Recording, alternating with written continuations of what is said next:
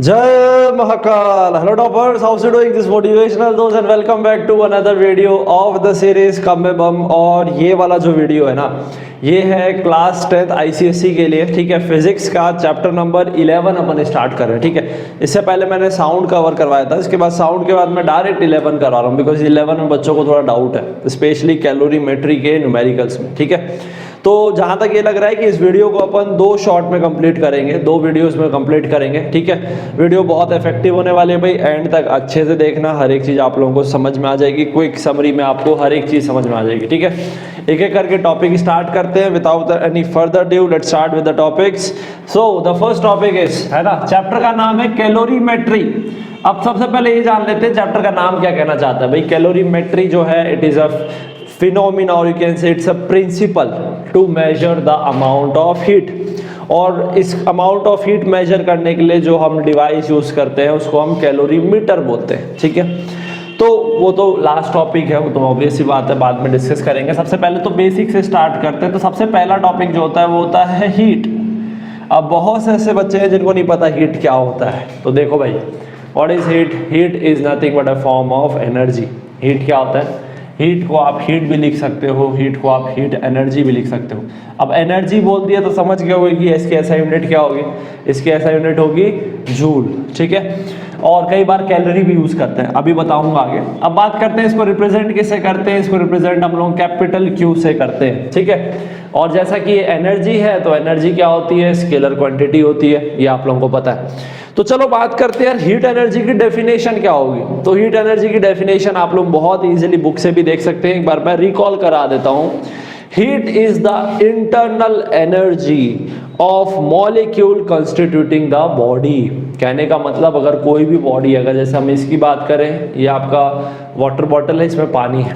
अब ये पानी अगर मान लो गर्म है फॉर एग्जांपल, तो जब हम इसको छुएंगे ना तो इसमें हमको गर्म लगेगा। क्यों? क्योंकि इस ये हीट एनर्जी रेडिएट कर रहा है। तो वो हीट एनर्जी हमारे बॉडी में जब आ रही है तो हमें वो चीज़ लगेगा कि हाँ ये गर्म है। तो बात करते हैं हीट एनर्जी क्या होता है। Heat energy is nothing but the internal energy, यानी कि इसके जितने भी मॉलिक्यूल्स है ना, हर एक मॉलिक्यूल जो काइनेटिक और जो पोटेंशियल एनर्जी जो मतलब जिसके पास होता है ना, जो गेन किए रहता है, ठीक है, जिसके पास अवेलेबल होती है, वो सब की उसको हम लोग टोटल एनर्जी बोलते हैं। तो वो जो एनर्जी होती है इनकी, उन सब का सम को हम लोग मिला के क्या बोलते हैं? Total internal energy of the constituent of the body is called heat. उसको हम हीट एनर्जी बोलते हैं। सिंपल सी बात है। ठीक है, is it clear? So the total internal energy of all the molecules of the substance, ठीक है, इज कॉल्ड हीट एनर्जी।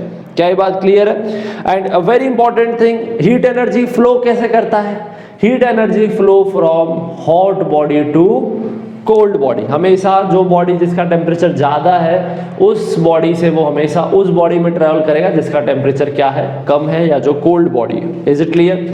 ठीक है, तो थोड़ा सा एक बार इसकी डेफिनेशन लिख लेते हैं। थोड़ा सा अगर हम बात करें, heat energy is nothing but the total internal energy, ठीक है, of all constituents of the body। is it clear? अब ये हमेशा it always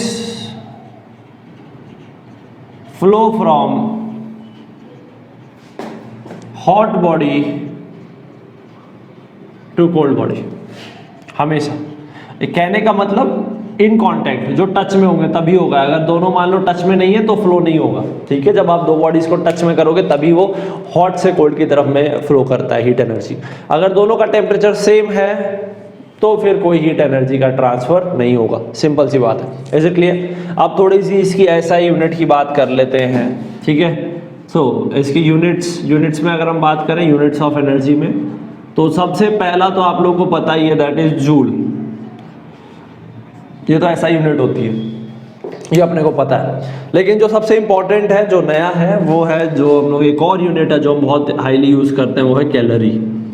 ठीक है, जो आपका खाना वाना जो आप खाते हो उसमें भी जो ये एनर्जी होती है, हीट एनर्जी, उसको हम कैलोरी के टर्म में लिखते हैं। This is clear? अब बात करते हैं कैलोरी होता क्या है। तो कैलोरी की डेफिनेशन देखते हैं और कैलोरी और जूल के बीच में क्या रिलेशन है वो डिस्कस करते हैं। ठीक है, तो देखो भाई, कैलोरी की डेफिनेशन क्या होती है, एक बार मैं पढ़ के बता देता हूँ। Calorie is the quantity of heat energy required to raise the temperature of water 1 gram of water from through 1 degree Celsius. और 1 डिग्री सेल्सियस भी कहाँ से कहाँ तक, 14.5 डिग्री से लेके 15.5 के बीच में जो टेम्परेचर बढ़ाने के लिए जो हीट एनर्जी हम उसको सप्लाई करते हैं उसको हम 1 कैलोरी बोलते हैं। बहुत सिंपल सी बात है। इट इज जस्ट लाइक कि अगर आपने कोई बीकर ले लिया, इस बीकर में आपने फॉर एग्जांपल मास कितना लिया है, मास लिया है 1 ग्राम, किसका, वाटर का। तो इसको जो हीट एनर्जी देनी पड़ेगी, जो भी हम इसको हीट एनर्जी देंगे, ठीक है, just to raise its temperature from, temperature कहाँ से, अब भाई हीट एनर्जी दोगे तो टेम्परेचर बढ़ेगा ना, तो टेम्परेचर कहाँ से कहाँ के बीच में, 14.5 डिग्री से लेके, स्पेसिफिक है ना, क्योंकि अलग अलग। सो स्टूडेंट्स, यहाँ पे ये चीज़ ध्यान रखना बहुत इंपॉर्टेंट है कि जो टेम्परेचर इंक्रीज जो ले रहे हैं ना 1 डिग्री सेल्सियस का, वो 14.5 से 15.5 के लिए है। क्योंकि अगर फॉर एग्जांपल आप 30 से 31 के बीच लोगे ना, तो वहाँ हो सकता है कि हीट एनर्जी रिक्वायर्ड अलग हो, तो फिर उस हिसाब से फिर कैलोरी की डेफिनेशन अलग अलग हो जाएगी। तो कैलोरी की डेफिनेशन बहुत स्पेसिफिक है, और उसमें हम क्या लेते हैं, the rise of temperature of 1 gram of water from 14.5 to 15.5 degree Celsius. Is it clear? अब यहाँ पे जो एक्सपेरिमेंटली ये जो वैल्यू निकल के आती है, ये वैल्यू याद रखना, जनरली न्यूमेरिकल्स में काम आएगा, कोई बार क्वेश्चन में दिया भी होता है, बट नहीं दिया है तो आपको पता होना चाहिए। देखो 1 कैलोरी जो होती है, इसकी वैल्यू होती है आपके अराउंड 4.186, ठीक है, 4.186 जूल होती है भाई, ये चीज़ ध्यान रखना। मोटा मोटी में कई बार इसको 4.2 जूल ले देते हैं, तो ये काम आएगा ना आपका। Is it clear? 1 calorie is equals to 4.2 joule nearly, या फिर एग्जैक्ट है 4.186। ये वैल्यू याद रखना, ये कई बार एक आध नंबर में आ भी सकता है, ठीक है। क्लियर है? आई बात समझ में? तो ये हो गई आपकी बात यहाँ पे क्लियर। कई बार बड़ी यूनिट यूज करनी है तो 1 किलो कैलोरी यूज कर सकते हो, तो 1 किलो कैलोरी हो जाएगा आपका 1000 कैलोरी। दैट्स वेरी सिंपल यार, ठीक है। तो यहाँ पे हो गया आपका यूनिट ऑफ एनर्जी, और यूनिट ऑफ एनर्जी की जगह आप यहाँ पे लिखो unit of heat, unit of heat energy बोल सकते हैं आप लोग, ठीक है। तो ये हो गई हमारी हीट की बात। अब बात आती है कि किसी भी बॉडी में कितना हीट है, इसको कैसे मेजर करेंगे। सो इट इज़ मेजर्ड, इसके लिए कोई ना कोई एक यूनिट तो होनी चाहिए ना, तो उसको मेजर हम किसके टर्म्स में करते हैं, टेम्परेचर के टर्म में करते हैं। So what is temperature? Temperature is a kind of physical quantity which measures the hotness और कोल्डनेस ऑफ ए बॉडी। कोई भी बॉडी कितना गर्म है या कितना ठंडा है, उसको हम किस स्केल में मेजर करते हैं, टेम्परेचर के स्केल में मेजर करते हैं। अब टेम्परेचर अलग अलग टाइप में होते हैं, लाइक डिग्री सेल्सियस, केल्विन हो गया, फ़ारेनहाइट हो गया, ये अलग अलग स्केल्स हैं, ठीक है, जिसमें हम चाहें तो एक स्केल को दूसरे स्केल में कन्वर्ट कर सकते हैं यूजिंग द फॉर्मूला, ठीक है। तो बहुत ही सिंपल है। तो temperature is nothing but a parameter which tells the thermal state of a body, that is the degree of hotness and the degree of coldness, आपका टेम्परेचर जो है बताता है भाई, ठीक है। अब इसमें जो इंपॉर्टेंट है वो है आपके यूनिट्स, ये आप लोगों को वैसे पता भी होगा, ठीक है। यहाँ पे मैं टेम्परेचर लिख देता हूँ सबसे पहले, टेम्परेचर।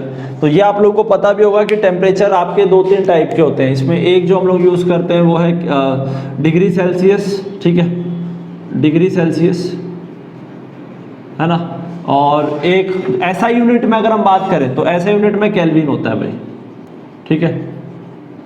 तो ये इन दोनों के बीच में एक रिलेशन भी है, वो ये कि अगर आपको टेम्परेचर इन केल्विन अगर निकालना है तो ये हो जाएगा 273 plus temperature in degree Celsius, ठीक है, टेम्परेचर इन डिग्री सेल्सियस। कहने का मतलब अगर आपको फॉर एग्जांपल 0 डिग्री सेल्सियस है, इसको केल्विन में कन्वर्ट करना है, केल्विन स्केल में कन्वर्ट करना है, तो ये हो जाएगा 0 + 273, एक्चुअल होता है 273.15, ठीक है। तो वो आपका केल्विन में आ जाएगा। केल्विन में दे रखा है तो 273 माइनस कर दोगे तो डिग्री में आ जाएगा। That's very simple. वैसे ही एक फ़ारेनहाइट का होता है, उसका आप लोग एक बार देख लेना जरूर। फ़ारेनहाइट भी एक स्केल होता है, तो 3 ही स्केल होते हैं यहाँ पे, ठीक है, क्लियर है। अब नेक्स्ट टॉपिक बहुत इंपॉर्टेंट है भाई, ये है आपका the factors affecting the quantity of heat absorb, यानी कि कोई भी बॉडी है, ठीक है, कोई भी बॉडी है, उसमें कितनी हीट एनर्जी होगी, यानी कि वो कितना हीट एनर्जी एब्जॉर्ब करेगा या रेडिएट करेगा, वो किस पे डिपेंड करता है, किस फैक्टर्स पे डिपेंड करता है, वो अपन देखते हैं, ठीक है। तो अगला टॉपिक लिख लो, फैक्टर्स अफेक्टिंग, ध्यान देना यहाँ पे, factors affecting heat energy of body. बहुत सिंपल, अच्छे से ध्यान देना, ठीक है। सबसे पहला तो यहाँ पे ध्यान देना सभी लोग अच्छे से स्टूडेंट। सबसे पहली चीज़ है, देखो यार, कोई भी बॉडी है, अगर हम पानी की बात करें, अगर फॉर एग्जांपल पानी को आप एक तो 30 से 40 डिग्री तक गर्म कर रहे हो, ठीक है, और दूसरा है उसको 30 से लेके 80 तक गर्म कर रहे हो, तो किसमें ज़्यादा हीट एनर्जी देनी पड़ रही है? बताओ भाई। गर्म करने के लिए आपको एक्सटर्नली हीट एनर्जी देनी पड़ती है। ठंडा करने में क्या होता है, बॉडी खुद अपनी हीट एनर्जी बाहर रेडिएट कर देता है। दैट्स वेरी सिंपल, ठीक है। तो बताओ किस में हीट एनर्जी ज़्यादा देनी पड़ी?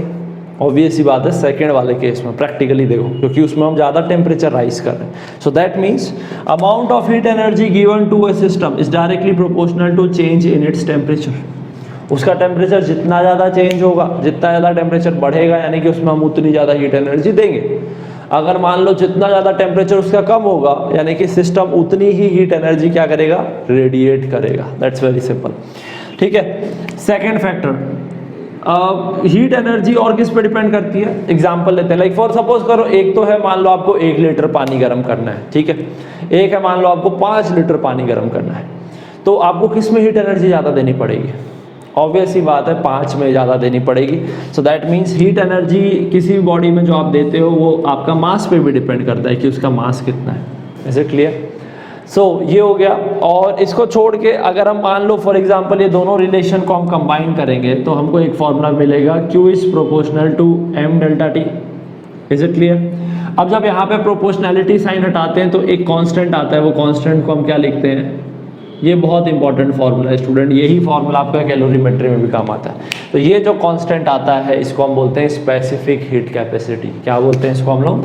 स्मॉल सी है ये, इसको हम लिखते हैं स्पेसिफिक। ये आपका जब कैलोरीमेट्री का जब अपन वो कॉन्सेप्ट पढ़ेंगे तो वहाँ पे काम आएगा, स्पेसिफिक हीट कैपेसिटी, ठीक है। सो स्पेसिफिक हीट कैपेसिटी समझाऊंगा, अभी अच्छे समझाऊंगा।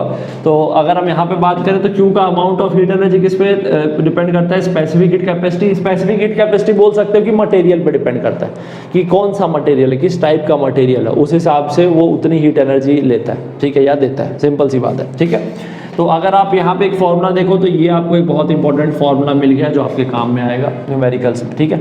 तो यहाँ पे अब आप लोगों को मैं 2 टॉपिक बताने वाला हूँ। सबसे पहला तो स्पेसिफिक हीट कैपेसिटी देख लेते हैं। तो स्पेसिफिक हीट कैपेसिटी क्या होता है? देख लो, C की value, it is defined as amount of heat energy given per unit mass per unit change in temperature. That's very simple, ठीक है। ये किसका फॉर्मूला होता है? Specific heat capacity. ध्यान रखना, स्पेसिफिक हीट कैपेसिटी का मतलब क्या? Amount of heat energy given to raise its temperature delta T per unit mass. Per unit मास जितना आप हीट एनर्जी दोगे वो आपकी स्पेसिफिक हीट कैपेसिटी है। यहाँ पे ये बात ध्यान देने की है कि किसी भी बॉडी का, किसी भी मटेरियल का अगर स्पेसिफिक हीट कैपेसिटी ज़्यादा है, इसका मतलब कि उसके टेम्परेचर को राइज करने के लिए हमको बहुत ज़्यादा हीट एनर्जी देनी पड़ेगी। आ रही बात समझ में?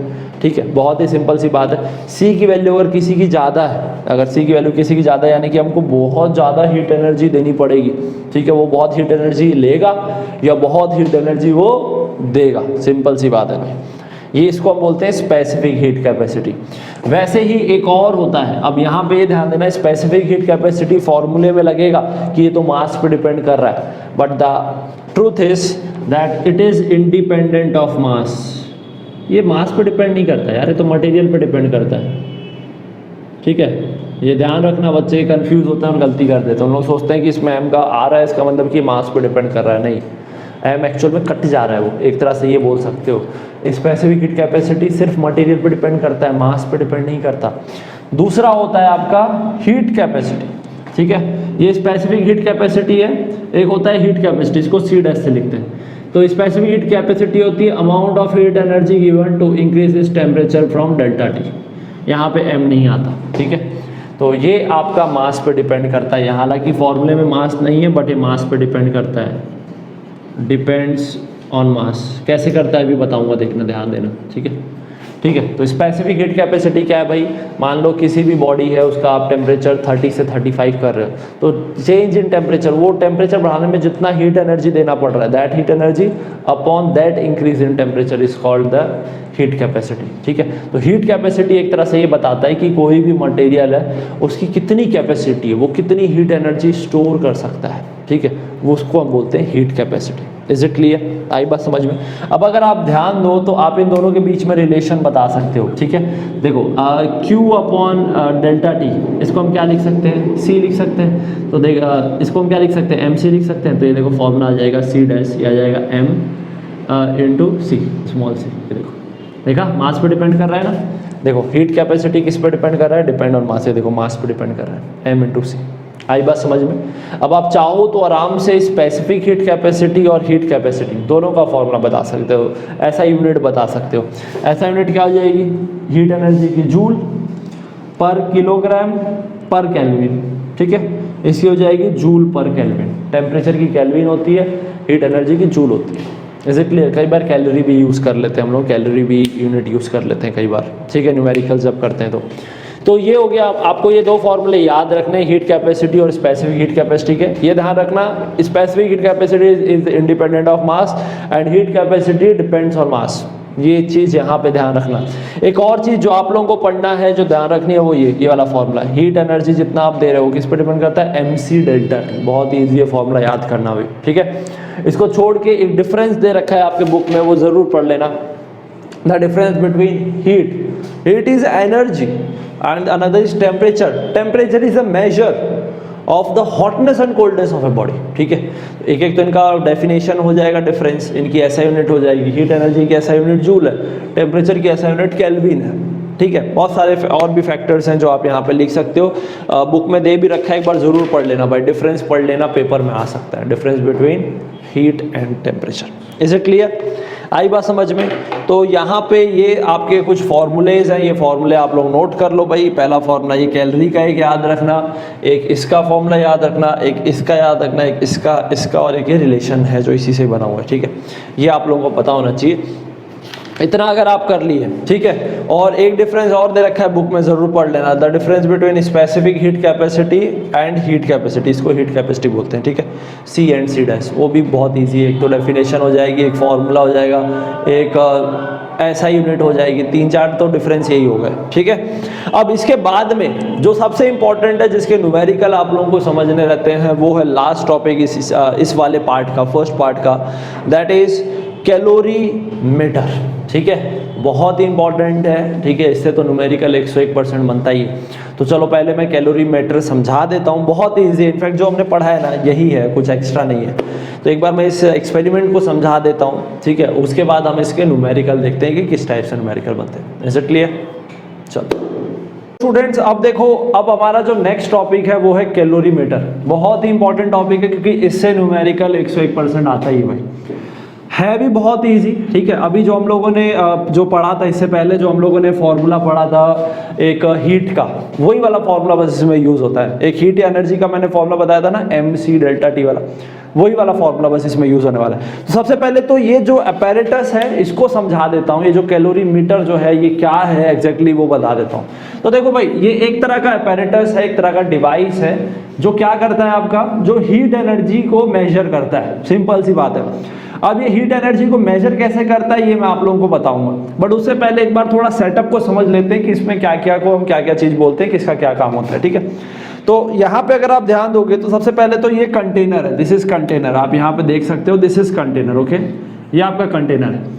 अब ये कंटेनर में 2 लेयर है, एक है बाहर वाली लेयर जिसको हम जैकेट बोलते हैं, यानी कि वुडन जैकेट भी बोल सकते हैं। अब वुडन जैकेट क्यों ले रहे हैं, इसलिए ले रहे हैं ताकि अंदर इसकी जो हीट एनर्जी है वो बाहर ना जा पाए, या फिर बाहर की हीट एनर्जी अंदर ना आ पाए। तो इंसुलेशन के लिए हम लोग वुडन जैकेट यहाँ पे यूज करते हैं। अंदर वाली जो लेयर है, ध्यान देना अच्छे से, अंदर वाली जो लेयर है ये कॉपर की होती है। कॉपर की क्यों होती है, because it has low specific heat capacity. अब इसका मतलब क्या है वो समझ लेते हैं एक बार। लो स्पेसिफिक हीट कैपेसिटी, एक सेकंड में पूरा समझा देता हूँ, फिर ये बताऊंगा लो स्पेसिफिक हीट कैपेसिटी का मतलब क्या होता है, ठीक है। अब इसके बीच में जो ये खाली स्पेस है, ये खाली स्पेस में हम लोग जस्ट फॉर इंसुलेशन पर्पस यहाँ पे हम लोग जो है कॉटन वुड वो सब इंस्टॉल मतलब डाल सकते हैं, ठीक है, इंसर्ट कर सकते हैं। अब 2 और चीज होती है, एक स्टैंड के थ्रू यहाँ पे थर्मामीटर लगा रखें जो कंटेनर के अंदर का जो टेम्परेचर है वो मेजर करेगा, ठीक है। एक होता है स्टीरर, इसको स्टीरर बोलते हैं। स्टीरर मतलब कि आपका जो अंदर जो भी मटेरियल हम डाले हैं वो उसका टेम्परेचर यूनिफॉर्मली डिस्ट्रीब्यूट हो जाए, उसके लिए स्टीरर यूज़ करते हैं, बीच इसमें ऐसे स्टीर करते रहते हैं, ठीक है। अब यहाँ पे जो स्टूडेंट्स इंपॉर्टेंट है वो ये कि यार लो स्पेसिफिक हीट कैपेसिटी का मतलब क्या होता है। तो इसको कुछ इस तरीके से समझो कि देखो यार, कोई भी मटेरियल है, हर मटेरियल का अपना एक स्पेसिफिक हीट कैपेसिटी होता है। स्पेसिफिक हीट कैपेसिटी का मतलब होता है कि स्पेसिफिकली वो मटेरियल कितनी हीट एनर्जी को स्टोर कर सकता है, उसकी कितनी कैपेसिटी है हीट एनर्जी को स्टोर करने वाली। अब इसको कुछ एनालॉजी के तौर पे इस एग्जांपल से समझो कि सपोज करो आपके पास फॉर एग्जांपल 2 पेन ड्राइव है, ठीक है, ध्यान देना अच्छे से। 2 पेन ड्राइव नहीं, दूसरा एग्जांपल लेते हैं अपन, पावर बैंक का एग्जांपल लेते हैं। आपके पास 2 पावर बैंक है, एक छोटा वाला है जिसमें कम एनर्जी, जो जिसका बैकअप कम है, कम एमएएच का है, दूसरा वाला ज़्यादा का है, ठीक है। यानी कि ये समझ लो एक छोटा पावर बैंक है, एक बड़ा पावर बैंक है। अब एक चीज़ समझना, अगर आप छोटा पावर बैंक लेते हो तो छोटा पावर बैंक को चार्ज करने के लिए, अगर आप उसको चार्ज करते हो, पहले चार्ज करना पड़ता है ना, तो उसको चार्ज करते हो तो वो जल्दी चार्ज हो जाता है, ठीक है। और एक बार जब आप उसको चार्ज कर चुके हो और उससे जब आपको फिर अब एनर्जी चाहिए, है ना, जब से अगर आपको अपना मोबाइल चार्ज करना है फॉर एग्जांपल, तो वो जल्दी डिस्चार्ज हो जाएगा, ठीक है। ये बात तो सभी को पता है। तो इस प्रॉब्लम को रिजॉल्व करने के लिए हम लोग करते क्या है, बेसिकली हम लोग पावर बैंक, बड़ा पावर बैंक यूज़ करते हैं। मान लो आप लॉन्ग डिस्टेंस में जा रहे हो, ट्रैवलिंग कर रहे हो, तो आप चाहोगे कि आपको ज़्यादा मोबाइल चार्ज करना है, तो आप बड़ा पावर बैंक लोगे। अब बड़ा पावर बैंक के साथ प्रॉब्लम क्या है, अब इसको चार्ज करना है, अगर इसको पूरा 100% चार्ज करना है तो इसको ज़्यादा समय लगता है ना। सेम उल्टा, जब ये ज़्यादा समय ले रहा है चार्ज करने, यानी कि इसकी कैपेसिटी ज़्यादा है, तो इसका मतलब कि जब हम डिस्चार्ज करेंगे तो ये हमको उतना ही समय, हमको पूरा ये उतनी देर, उतना हमको ये एनर्जी देगा भी, है ना। उतने मोबाइल से हम लोग चार्ज कर सकते हैं, ये हमको एनर्जी भी उतना ही ज़्यादा देगा। The same thing is with specific heat capacity. अगर कोई मटेरियल है, अगर उसका स्पेसिफिक हीट कैपेसिटी कम है, इसका मतलब कि वो थोड़ी सी हीट एनर्जी लेके ही बम हो जाता है। कहने का मतलब उसका टेम्परेचर बढ़ जाता है अचानक से, ठीक है। थोड़ी सी हीट एनर्जी वो स्टोर कर पाता है और उसका टेम्परेचर अचानक से हाई कर जाएगा, ठीक है। अब इसका रिटर्न में क्या होगा, इसके रिटर्न में ये हुआ कि भाई वो थोड़ी सी हीट एनर्जी स्टोर कर पाया। इसका मतलब कि जब वो हीट रेडिएट करेगा तो थोड़ी सी हीट एनर्जी रेडिएट करके उसका टेम्परेचर सडनली से क्या हो जाएगा, फॉल हो जाएगा। तो कहने का मतलब कि उसके अंदर हीट एनर्जी स्टोर करने की कैपेसिटी ज़्यादा नहीं है, ठीक है।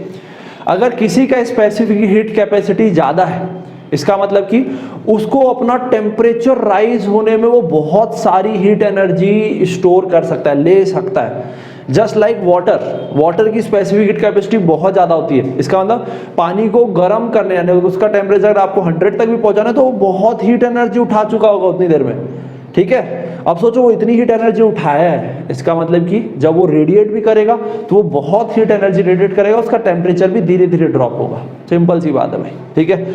तो इसका मतलब यहाँ पे जो कॉपर होता है उसकी लो स्पेसिफिक हीट कैपेसिटी होता है। अब ये हम लो वाला क्यों ले रहे हैं, क्योंकि हम चाहते हैं कि हमें जिस मटेरियल का हमें हीट एनर्जी निकालना है स्टोर, तो हम नहीं चाहते कि कॉपर उसमें हीट एनर्जी स्टोर करे भाई, क्योंकि वो हीट एनर्जी उस पर्टिकुलर मटेरियल की होगी जिसकी हम निकालना चाह रहे हैं। तो हम नहीं चाहते कि कॉपर का किसी भी तरीके से उसमें इन्वॉल्वमेंट हो, ठीक है। तो इसीलिए कॉपर क्या, अब थोड़ा सा हीट ले लेगा, उससे क्या ज़्यादा फर्क पड़ेगा नहीं। थोड़ा सा हीट लेके वो भी उस टेम्परेचर तक मेंटेन कर लेगा अपने आप को, रेडिएट में भी थोड़ा सा हीट एनर्जी रेडिएट कर लेगा, तो वो अपना इन्वॉल्वमेंट नहीं रहेगा कॉपर का, इसीलिए हम कॉपर यूज़ करते हैं, ठीक है। तुरंत गर्म हो जाएगा, तुरंत ठंडा हो जाएगा, तो कोई खास फर्क पड़ना है सर उसका, ठीक है, क्लियर। अब बात करते हैं, तो ये हो गया हमारा apparatus का जो है कॉन्फ़िगरेशन, अपन समझ लिए। अब देखते हैं कि इसके थ्रू हम कैसे हीट एनर्जी निकाल सकते हैं, ठीक है। तो थोड़ा सा अच्छे से ध्यान देना कि इसको हम कैसे करेंगे, क्या है। तो इसके लिए जो प्रिंसिपल यूज़ करते हैं हम लोग, बहुत सिंपल है यार, ये देख लो। जो प्रिंसिपल यूज़ करते हैं वो प्रिंसिपल को हम बोलते हैं प्रिंसिपल ऑफ कैलोरीमेट्री, ठीक है। क्या बोलते हैं इसको, प्रिंसिपल ऑफ कैलोरीमेट्री। सिंपल सा प्रिंसिपल है भाई, amount of heat energy gained is equals to amount of heat energy released. हालांकि ऐसा नहीं होता है, यहाँ पे हम जनरली 2 मटेरियल की बात करते हैं, ठीक है। 2 बॉडीज हम जनरली यहाँ पे डालेंगे, तो एक hot body, cold body. So the amount of heat energy gain by cold body is equals to amount of heat energy given away by hot body. अरे भाई मान लो 2 बॉडी है, तो 2 बॉडी, तो प्रिंसिपल ऑफ कैलोरीमेट्री क्या कहता है, जितना हीट एनर्जी इससे इसमें आएगा, जितना ये गेन करेगा उतना हीट एनर्जी ये लॉस करेगा, heat energy gain by this body, cold body तो हीट गेन करेगा ना, is equals to heat energy lost by hot body. Simple सी बात है, कंजर्वेशन ऑफ एनर्जी को फॉलो कर रहा है। ठीक है, तो क्या लिखेंगे हम लोग यहाँ पे, बहुत ही सिंपल सी लाइन लिखेंगे, heat energy lost by, so according to principle of calorimetry, heat energy lost by hot body is equals to heat energy gain by cold body. बस इतना ही अपने को करना है, यही कॉन्सेप्ट यहाँ पे यूज होगा, बस कहानी खत्म हो जाएगी। इसी के ऊपर न्यूमेरिकल है। अब समझना कैसे, अब एक फॉर्मूला लिख ले पहले, फिर न्यूमेरिकल देख लेंगे। बस एक फॉर्मूला और देख लेते हैं इसका फॉर्मूला क्या बनेगा। अब सपोज करो कि दो बॉडी है, एक है मान लो पहले से हमने यहाँ पे डाल रखा है, लाइक फॉर एग्जांपल पहले से यहाँ पे कुछ मटेरियल डाला हुआ है, ये एक ठंडा है मतलब कोल्ड है ये, और हॉट चीज़ हम इसमें डालेंगे। ठीक है, तो ये है इसका मास, हम मान लेते हैं कोई मटेरियल डाले होंगे यार, पानी दूध पानी जो भी है, जैसे होता है ना चाय वाय बनाते हैं, तो मान लो कि पहले क्या रहता है उसमें, मान लो पहले नॉर्मल ठंडा पानी, या फिर मान लो कि ठंडा लाइक कोल्ड वाटर है और इसमें हम गरम गरम दूध डाल देंगे, इस टाइप से मान लो। ठीक है, तो ये कोल्ड है, इसका मान लो कि ये वाटर है फॉर एग्जांपल, इसका मास m1 है, वाटर का स्पेसिफिक हीट कैपेसिटी मान लो C1 है, और इसका टेम्परेचर मान लेते हैं T1 है, इनिशियल टेम्परेचर। अब इसका टेम्परेचर तो आप नाप ही लोगे ना थर्मामीटर से। ठीक है, अब सपोज करो कि जो मटेरियल, ये दूसरा मटेरियल जो जिसको आपको इसमें डालना है, उसका मास m2 है, इसका स्पेसिफिक कैपेसिटी C2 है, और इसका टेम्परेचर हम मान लेते हैं T2। तो कॉन्सेप्ट क्या कहता है, जब आप एक ठंडी चीज़ और गर्म चीज़ को, जिनका अलग अलग टेम्परेचर है, जब आप इनको मिलाते हो, तो मिलाने से होगा क्या, जो टेम्परेचर आएगा वो इससे, तो इसका टेम्परेचर क्या था, ज़्यादा था ना, ये हॉट बॉडी है ना, ये हॉट है, लिख देता हूँ। तो जो नया टेम्परेचर बनेगा मिक्सचर का T, उसका टेम्परेचर इससे तो कम ही होगा, है ना, T2 से कम होगा। ठीक, तो एक बार देख लेते हैं कि इसका फॉर्मूला कैसा बनता है। ठीक है, प्रिंसिपल ऑफ कैलोरीमेट्री का। तो देखो यार, अब यहाँ पे ध्यान देना बहुत इंपॉर्टेंट है। तो मैं आप लोगों को यही बता रहा था कि सपोज करो ये जो कोल्ड है ना, इसका टेम्परेचर, इसका मान लेते हैं कुछ कोल्ड बॉडी है यहाँ पे, इसका मास m1 है, स्पेसिफिक हीट कैपेसिटी C1 है, और टेम्परेचर T1 है। अब मान लो कोई हॉट बॉडी है जिसका टेम्परेचर ज़्यादा है, T2 है, मास m2 है, स्पेसिफिक हीट कैपेसिटी C2 है, इसको हम इसमें डालते हैं। तो जब हम डालेंगे तो जो नया मिक्सचर बनेगा उसका टेम्परेचर फॉर एग्जांपल T होता है, तो वो T टेम्परेचर, एक तो ये जो ठंडा वाला था इससे ज़्यादा होगा, ठीक है, T1 से तो ज़्यादा ही होगा टेम्परेचर, और जो हॉट बॉडी था इससे कम होगा। बहुत ही सिंपल बात है, जब आप कोई ठंडे पानी और गर्म पानी को मिलाते हो तो जो पानी बनता है वो मीडियम वाला, जब नहाते धोते हैं तो उस टाइम पता ही होगा आप लोगों को कैसा क्या रहता है ना। सेम एक्सपीरियंस यहाँ पे भी होता है। ठीक है, तो अब देखो यहाँ पे कैसा क्या है, समझना अच्छे से, बहुत सिंपल है, कुछ नहीं है, बस अब जब क्वेश्चन करोगे तो यही आइडेंटिफाई करना है कि कौन हीट लूज कर रहा है और कौन हीट गेन कर रहा है, बस।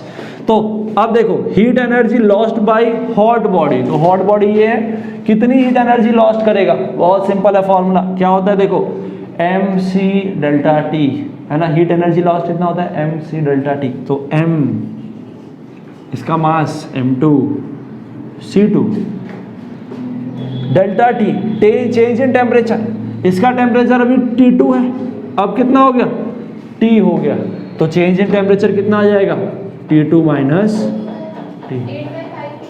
इज इट क्लियर, आई क्या बात समझ में। अब heat energy gain by cold body क्या हो जाएगा, अरे भाई बहुत सिंपल है, देखो m1 mc डेल्टा t, इसका मास है ना, कोल्ड बॉडी यही है, तो कोल्ड बॉडी का मास, कोल्ड बॉडी का स्पेसिफिक हीट कैपेसिटी, और इसका टेम्परेचर, चेंज इन टेम्परेचर, तो अभी इसका टेम्परेचर T1 है, अब कितना हो जाएगा, T हो जाएगा ना, मिक्सचर है तो अब T हो गया सबका, तो चेंज कितना है, बड़ा T बड़ा है ना, तो T को पहले लिखना है, तो ये हो जाएगा T माइनस T1, बस सॉल्व करोगे आंसर आ जाएगा। ठीक है, तो आपको T मिल जाएगा, और एक बार T मिल गया तो आप heat energy gain by cold body यानी कि m1 से, इधर इस वाले फॉर्मूले से और इस वाले फॉर्मूले से आप पता लगा लोगे कि ये कितना हीट एनर्जी लॉस्ट कर रहा है और ये कितना हीट एनर्जी गेन कर रहा है, क्योंकि जितना ये लॉस करेगा उतना ही ये गेन करेगा। बहुत ही सिंपल सी बात है, क्या ये चीज़ क्लियर है। कई बार जनरली ऐसा क्वेश्चन आता नहीं है, बट फिर भी एक केस और बनता है इसमें कि कई बार अगर मान लो हम कॉपर को भी कंसिडर करते हैं, है ना, कि मान लो कंटेनर, भाई कंटेनर है तो वो भी तो कुछ हीट गेन किया क्या। मान लो यहाँ पे कॉपर था, तो कॉपर मान लो पहले कोल्ड बॉडी के कांटेक्ट में था, तो वो ठंडा था पहले, जैसे ही कुछ गर्म चीज़ डली तो उसका भी तो टेम्परेचर बढ़ा, तो वो भी तो कुछ हीट एनर्जी गेन किया है। तो अगर आप कॉपर को कंसिडर करते हो तो फिर फॉर्मूला में थोड़ा सा मॉडिफिकेशन हो जाएगा। क्या हो जाएगा, heat energy lost by hot body तो यही रहेगा, है ना। अगर यहाँ पे हम कॉपर कंसिडर कर रहे हैं तो ऐसे बता दे रहा हूँ, तो ये वाला साइड तो ऐसा ही रहेगा M2C2T2 -T, ठीक है। अब heat energy gain by cold body, तो यहाँ पे एक तो हो गया ये कोल्ड बॉडी, और साथ में प्लस में कॉपर का लिखेंगे, तो पहले इसको लिख देता हूँ M1C1T -T1 प्लस, अब कॉपर का कंसिडर कर रहे हो तो कॉपर का मान लेते हैं मास है M, तो और इसका स्पेसिफिक कैपेसिटी मान लेते हैं C, तो ये क्या बनेगा MC, चेंज इन टेम्परेचर क्या हो जाएगा, देखो भाई पहले कॉपर का टेम्परेचर क्या रहा होगा, जो कोल्ड बॉडी का रहा होगा वही रहेगा, तो पहले कितना है T1, अब कितना हो चुका होगा, अब जो मिक्सचर का रहा होगा वही रहा होगा, तो मिक्सचर का कितना है T, तो ये आ जाएगा T1, मतलब सेम रहेगा यार, ये सेम ही रहेगा यार, ठीक है। बस छोटी सी चीज़ है, आराम से समझ जाओगे, कोई दिक्कत वाली बात नहीं है। अब यहाँ पे बच्चे चलो एक बार के लिए समझ भी जाते हैं कि ठीक है प्रिंसिपल ऑफ कैलोरीमेट्री हो गया, फॉर्मूला याद कर लिए, कोई बड़ी बात नहीं है। अब देखो यहाँ पे न्यूमेरिकल कैसे बनते हैं, कुछ नहीं है न्यूमेरिकल में बस 2-3 काम करने रहेंगे। स्टेप 1 रहेगा आपका पता लगाना कि कौन हॉट बॉडी और कौन कोल्ड बॉडी है, क्योंकि जब फॉर्मूला यूज़ करेंगे तो उसी हिसाब से यूज़ करेंगे। स्टेप 1 क्या है, पता लगाओ कि सिस्टम में कितने हॉट बॉडी है कितने कोल्ड बॉडी है। दूसरा काम क्या रहेगा, दूसरा काम रहेगा फॉर्मूला लिखना है प्रिंसिपल ऑफ कैलोरीमीटर का, तीसरे में वैल्यू डालो और धड़ निकाल लो, ठीक है, आराम से बन जाएगा, कोई दिक्कत बड़ी बात नहीं है, छोटी मोटी चीज़ है, ठीक है। देख लेते हैं, फिर स्टार्ट करते हैं। तो कुछ न्यूमेरिकल आते हैं, इसलिए मैं न्यूमेरिकल एक बार करवा देता हूँ। यहाँ पे एक चीज़ है जो आपको थोड़ा सा अपने से पढ़ना पड़ेगा, मैं चाह रहा हूँ आप लोग थोड़ा पढ़ो उस चीज़ को, नहीं आया तो कुछ कमेंट करके ज़रूर बताना, ठीक है। तो यहाँ पे जो अपन को आप लोगों को पढ़ना है वो है कुछ नेचुरल फिनोमिना। अब ये जो नेचुरल फिनोमिना है बहुत इंटरेस्टिंग है भाई, थोड़ा बहुत आप लोग 8-9 क्लास में ही पढ़े हो। ये फॉर्मूला किस बात पे बेस्ड है, ये इस बात पे बेस्ड है कि जो वाटर होता है ना, वाटर की स्पेसिफिक हीट कैपेसिटी बहुत ज़्यादा होती है, ठीक है, तो 4200 होती है। तो वाटर की जो स्पेसिफिक हीट कैपेसिटी बहुत ज़्यादा है, इससे ये बात समझ लो कि पानी को गर्म होने में, टेम्परेचर बढ़ने में बहुत समय लगता है, तो वो बहुत हीट एनर्जी गेन कर सकता है। दूसरी तरफ उसके बाद अगर बहुत एनर्जी है तो जब वो लूज़ कर रहा होगा, जब वो ठंडा हो रहा होगा तो बहुत समय बाद ठंडा होगा। इसके बहुत फ़ायदे होते हैं, है ना, इसके हम बहुत फ़ायदे होते हैं। एक बहुत अच्छा एग्जांपल यहाँ पे दे रखा है, farmer feel their field with water to protect the crop from frost. मतलब कि ठंड के टाइम में फार्मर क्या करते हैं, जो फील्ड होता है उसमें पानी भर देते हैं। अब ऐसा ही क्यों, क्योंकि ठंड के टाइम में अगर पानी नहीं भरोगे तो भाई बाहर तो ठंड है, तो होगा क्या, जो आपके क्रॉप्स हैं, गर्मी हमेशा, हीट हमेशा हॉट बॉडी से कोल्ड बॉडी जाती है। कहने का मतलब अगर आप पानी नहीं भरोगे तो आपकी जो हॉट है, जो हीट एनर्जी है वो पौधों से एटमॉस्फेयर में चली जाएगी, क्योंकि एटमॉस्फेयर तो कोल्ड है। तो उससे क्या होगा कि उनकी हीट अगर बाहर आ गई तो वो तो ठंडे हो जाएंगे तो फ्रीज हो जाएंगे, मर जाएंगे, सेल मर जाएंगे, बर्स्ट कर जाएंगे, जो भी XYZ रीजन हो सकता है, ठीक है। तो ऐसा ना हो इसके लिए हम क्या करते हैं, फील्ड में पानी डाल देते हैं। तो पानी डालने से होता क्या, तो जो वाटर है, वाटर मान लेते हैं रूम टेम्परेचर है, रूम भी नहीं चल, कम मान लेते हैं, 20 मान लेते हैं, 15 मान लेते हैं, 10 डिग्री मान लेते हैं। अब 10 डिग्री में तो सोचो वाटर के अंदर हीट कैपेसिटी कितनी ज़्यादा होती है, तो 10 से उसको 0 होने में कितना समय लगेगा, बहुत समय लगेगा। इतने तक सुबह हो जाएगी तो फिर धूप आ जाएगी, कोई दिक्कत वाली बात नहीं। फिर धूप आ गई तो फिर वो अपनी हीट एनर्जी वापस से रिगेन कर लेगा, धीरे धीरे गेन करेगा। रात होते ही फिर वो अपनी हीट धीरे धीरे देगा, आराम से धीरे टेम्परेचर कम होगा, कोई दिक्कत वाली बात नहीं है। आपका जो फील्ड है, जो आपके क्रॉप्स हैं बचे रहेंगे। बहुत सारे फायदे हैं इसके, ठीक है, देखना अच्छा। सी ब्रिज लैंड ब्रिज इसी कॉन्सेप्ट पे बेस्ड है, ठीक है। सी ब्रिज लैंड ब्रिज जो है ना इसी कॉन्सेप्ट पे बेस्ड है कि आपका जो सी वाटर है वो धीरे धीरे गर्म होता है, धीरे धीरे ठंडा होता है। सैंड जो है आपका जल्दी गर्म हो जाता है, जल्दी ठंडा हो जाता है, पता है ना। सैंड में तो आप लोग देखे होंगे भाई, जब चलते हो, नंगे पैर चलते हो तो तुरंत थोड़ी सी धूप निकली नहीं तुरंत गर्म लगने लग जाता है, ठीक है। और शाम को जैसे सनसेट हो गया तो जैसे ही जाओगे एकदम ठंडा ठंडा हो जाता है तुरंत, क्योंकि वो तुरंत अपनी हीट एनर्जी रिलीज कर देता है, क्योंकि उसने थोड़ी सी हीट एनर्जी गेन की है। समझ रहे हो मेरी बात को? ठीक है, क्लियर है यहाँ पे, समझ में आई बात? तो चलो अब इसके न्यूमेरिकल करके देखते हैं। बहुत इजी है, बस एक दो कॉन्सेप्ट लगते हैं छोटे मोटे, उससे क्वेश्चन किसी भी बड़ा सा बड़ा क्वेश्चन आराम से बन सकता है। ठीक है, चलो देखते हैं भाई। स्टूडेंट्स कुछ 2-3 क्वेश्चन अपन सेलेक्ट किए हैं, इसको अपन करके देखते हैं। ठीक है, और समझते हैं कि क्या कॉन्सेप्ट है इसमें। ठीक, और चलो देखते हैं फिर। पहला क्वेश्चन देखना, सुनना अच्छे से। ठीक है, सुनना पड़ेगा आप लोगों को, क्योंकि शायद हो सकता है स्क्रीन में आए नहीं आए, कुछ कह नहीं सकते। ठीक है, क्या थोड़ा आलसी होता जा रहा हूँ ना मैं, इसीलिए स्क्रीन में शायद ना भी आए तो सुन लेना क्वेश्चन को।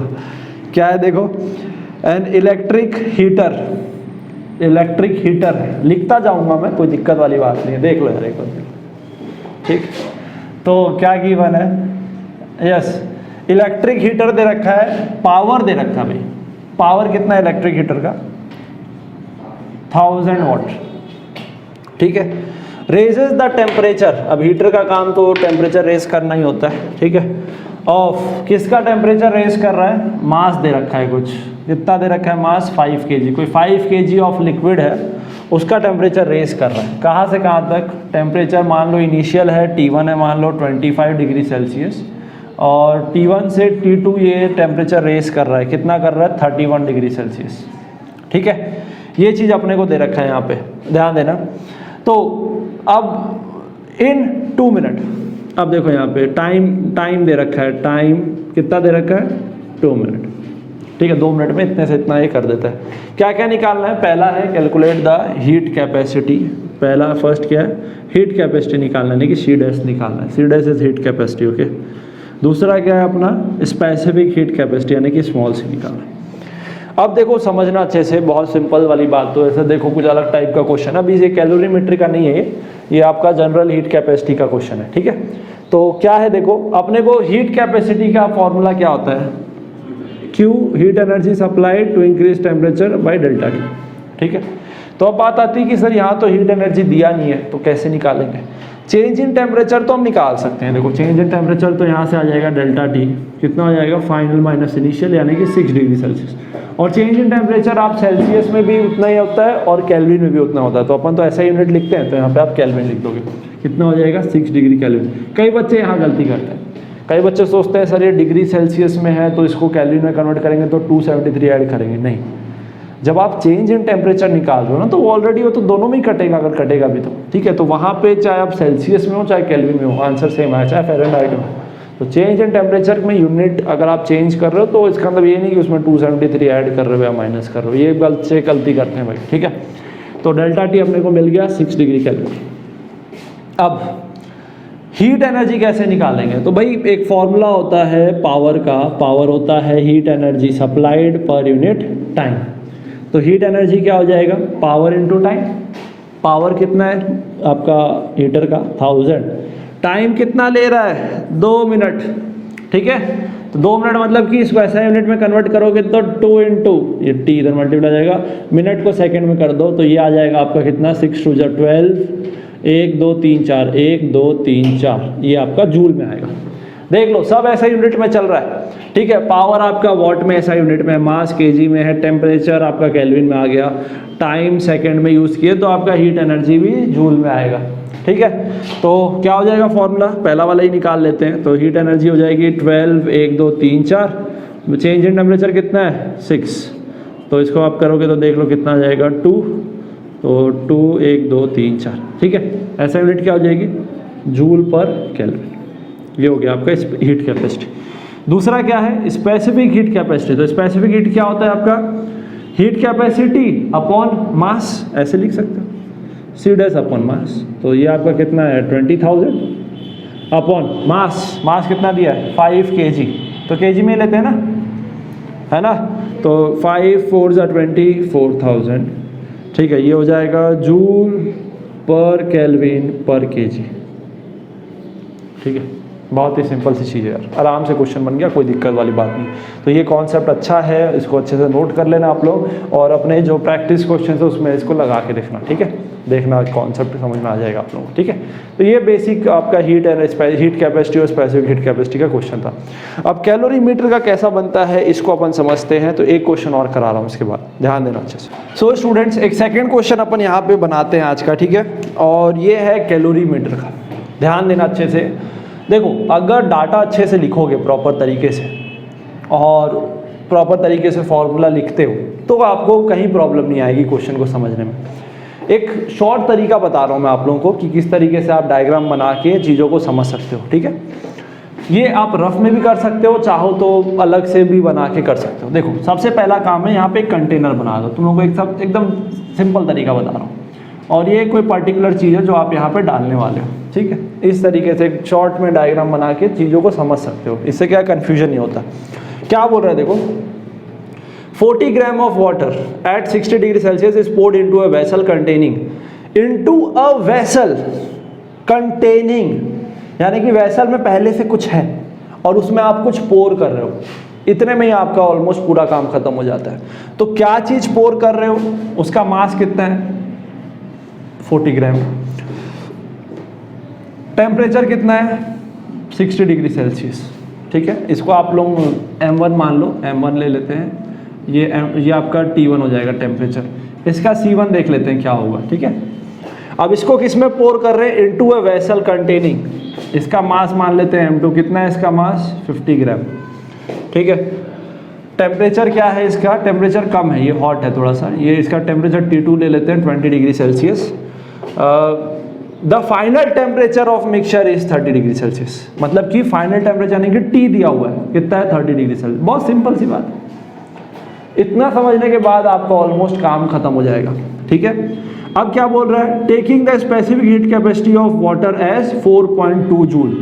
अब देखो यार, याद कर लो इसको, कई बार क्या पेपर में कई बार नहीं भी दिया होता है वाटर का स्पेसिफिक हीट कैपेसिटी, तो एक बेटर है कि इसको आप याद कर लो। 4.2 जूल पर ग्राम है, पर केजी नहीं है, ये ध्यान रखना, ठीक है। पर केजी अगर होता है ये तो 4200 हो जाता, ठीक है। तो क्या गिवन है, गिवन में सबसे पहला काम है, मैंने तो डायग्राम में लिखा है, आप लोग यहाँ पे पूरे स्टेप्स में लिख लेना, ठीक है। मास ऑफ दिस, पर ऐसे तो आपका आधा पेज में भर जाएगा, उसके नंबर भी मिल जाएंगे। तो स्पेसिफिक हीट कैपेसिटी दे रखा है भाई, जो इसका होगा वही वाटर का भी होगा, तो दोनों का ही C1 C2 ले लो, दोनों का कितना है 4.2। मास किस में दे रखा है, देखो यहाँ पे, सॉरी जूल पर ग्राम, तो ये देखो ये भी ग्राम में, कोई दिक्कत वाली बात नहीं है। पर केल्विन, मतलब पर केल्विन, तो टेम्परेचर भी आपका केल्विन में ही आएगा, जो भी टेम्परेचर चेंज इन टेम्परेचर आएगा, कोई दिक्कत वाली बात नहीं। इसकी यूनिट से बहुत कुछ हेल्प मिलता है, ठीक है। देखें अब क्या बोल रहे हैं, calculate the heat capacity of the vessel. अपने को क्या करना है, यहाँ पे हीट कैपेसिटी निकालना है, किसका निकालना है, वेसल का निकालना है, ठीक है। तो ध्यान देना अच्छे से एक बार, ठीक है, आप लोगों को समझ में आएगा, थोड़ा सा देखो कैसा क्या है। तो यहाँ पे देखना, अच्छे से समझने की कोशिश करना, हीट कैपेसिटी ऑफ वेसल निकालना है, यानी कि यहाँ पे इसका C का निकालना है, ये heat capacity of vessel, vessel बोले तो कॉपर का निकालना। इज इट क्लियर, ठीक है। देखें फिर कैसे बनेगा। अच्छा, हीट कैपेसिटी निकालना है, हीट एनर्जी नहीं, हीट कैपेसिटी, ठीक है। तो इसमें मास की ज़रूरत भी नहीं है वैसे ही अपने को, ठीक है। देख लो भाई, समझ लो अच्छे से, बहुत ईजी है, ठीक है।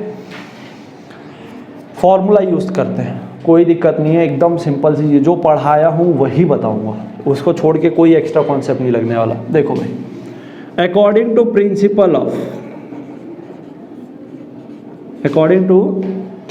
प्रिंसिपल ऑफ कैलोरीमेट्री, क्या लिखोगे सबसे पहला line, heat energy lost by hot body equals to heat energy gained. ध्यान देना अच्छे से, बहुत ही सिंपल। तो सबसे पहले देखो, हीट एनर्जी लॉस्ट कौन कर रहा है, हीट एनर्जी ये लॉस करेगा क्योंकि इसका टेम्परेचर ज़्यादा है। गेन कौन करेगा, गेन इसके अंदर जो वाटर डाल रखे वो करेगा, और आपका वेसल करेगा। ये स्पेशल केस है, वेसल भी इसमें हम काउंट कर रहे हैं, वेसल को भी, ठीक है। तो हीट एनर्जी लॉस्ट का फॉर्मूला क्या होता है, M1 C1 डेल्टा T1, ठीक है। चेंज इन टेम्परेचर, या डेल्टा T1 ऐसे मत लिखो, ऐसे लिख लो final temperature T minus sorry ये बड़ा है ना, T1 बड़ा है तो T1 माइनस T लिखो, ठीक है, पॉजिटिव में आना चाहिए बस ये answer. Is equals to heat energy gain कौन कर रहा है, ये मटेरियल कर रहा है, सेम फॉर्मूला पीछे चेक कर लो, अभी यही पढ़ाया हूँ, M2C2 change in temperature T minus, यही ना फाइनल ये हो रहा है, तो फाइनल माइनस इनिशियली 20 था, अब 30 हो गया इसका पूरे का, तो इसको ऐसे लिख लो T में, मतलब ये प्लस में आना चाहिए T माइनस T प्लस। यहाँ पे मैंने आपको capital M capital C specific heat के लिए एक फॉर्मूला बताया था, बट हमको हीट कैपेसिटी निकालना है, तो heat energy gain by this क्या हो जाएगा, देखो हीट कैपेसिटी का फॉर्मूला क्या होता है, हीट एनर्जी गेन पर चेंज इन टेम्परेचर, तो हीट एनर्जी गेन कितना हो जाएगा बाय कंटेनर, ये हो जाएगा specific heat capacity of vessel into change in temperature of vessel, तो वेसल का क्या टेम्परेचर चेंज होगा, वही होगा, उसका भी इनिशियली 20 होना है, पानी का अगर 20 है तो इसका भी तो 20 होगा, और अब कितना हो गया उसका 30 हो गया, तो वही सेम लिख दो T माइनस T2 बस।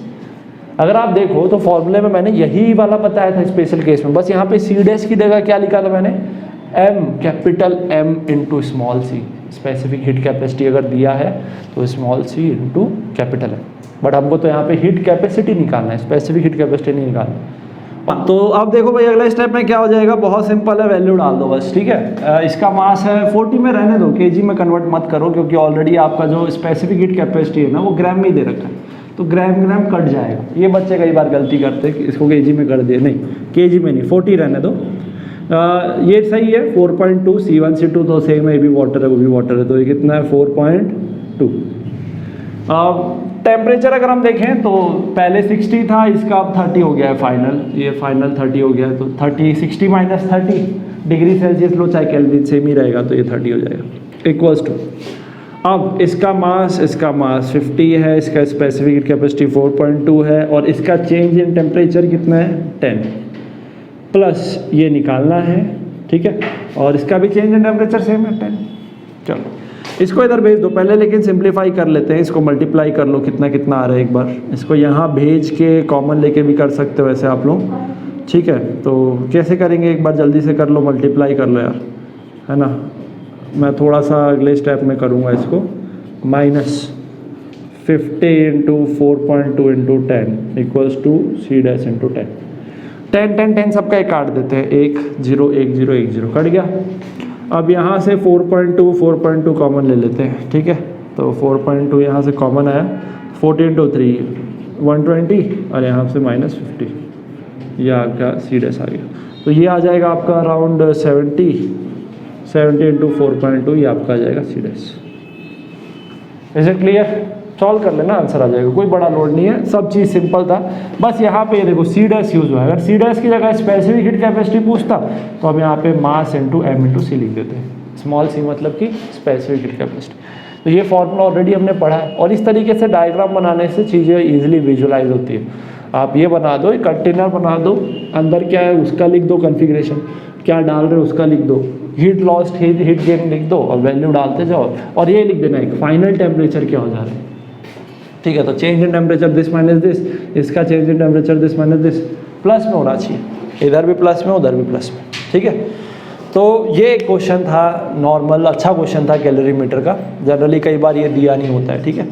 तो ये हो गया, अब एक क्वेश्चन और है वो करके देखते हैं, ठीक है। ओके स्टूडेंट्स, तो एक थोड़ा इंटरेस्टिंग सा क्वेश्चन है, इसको करके देखते हैं हम लोग, अच्छे से ध्यान देना क्या बोल रहा है। देखो क्वेश्चन में लिख के दिखा दे रहा हूँ आपको कि कैसा क्या है, अच्छे समझ जाओगे, बहुत इजी है, कंजर्वेशन ऑफ एनर्जी पे बेस्ड है।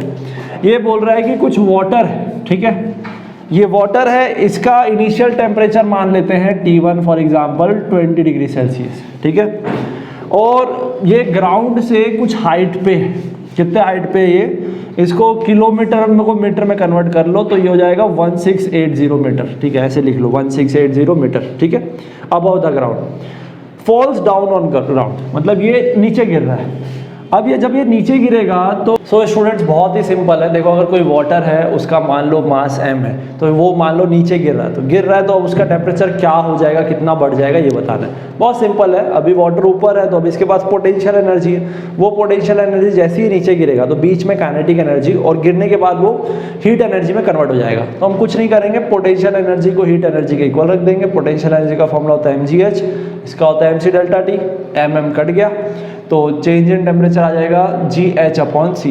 G दिया हुआ है, H दिया हुआ है, हाइट दिया हुआ है, C की वैल्यू दे रखी है। चेंज इन टेम्परेचर मिल गया, इनिशियल टेम्परेचर 20 था तो फाइनल टेम्परेचर हमको पता चल जाएगा। बहुत ही सिंपल, एक बार करके देखना, ठीक है। वीडियो एक्चुअल में क्या खत्म होने वाली है, बहुत ही कम स्पेस बची है। तो ठीक है, फिर आई होप क्लास अच्छी लगी हो तो जरूर वीडियो को लाइक करना है। That's all for now, see you motivational दोस्त in next video. Till then stay motivated and keep learning, keep loving, keep doing whatever you love to do. Okay, so bye, take care, जय Mahakal, bye everyone.